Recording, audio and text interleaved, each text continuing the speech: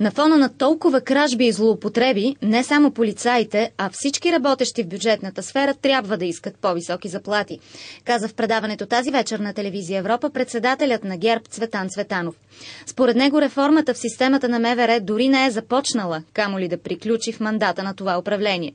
Според опозиционния лидер, един от големите провали на правителството е именно в областта на вътрешната сигурност.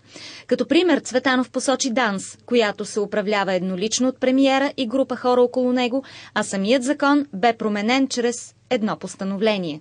С постановление на Министерски съвет има промяна в ДАНС, чисто структурирането как трябва да изглежда ДАНС, което означава едно.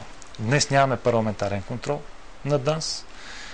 Днес имаме законодателна инициатива, която не е от българския парламент, а от изпълнителната власт и се нарушава още едно право, че всъщност дори тази законодателна инициатива не е под контрола на българския парламент. По повод нападките срещу ГЕРБ, че не са никаква алтернатива на властта, отправени чрез парламентарната трибуна от лидера на Атака Волен Сидеров в деня на дебатите по вота на недоверие, Цветанов пък обвини националистите в безпринципност и като аргумент посочи предстоящия балотаж за кмет в община Раковски. В момента Атака е в коалиция заедно с ДПС, с Рома и с БСП, което показва увеличаването на тройната коалиция с още един политически субект и винаги би могъл да разчита на някаква подкрепа, която би могло да се случи. Надявам се десницата да се обедини и да получи сериозно представителство в парламента след изборите, за да можем да управляваме с тях, ако спечелим вота, завърши Цветанов.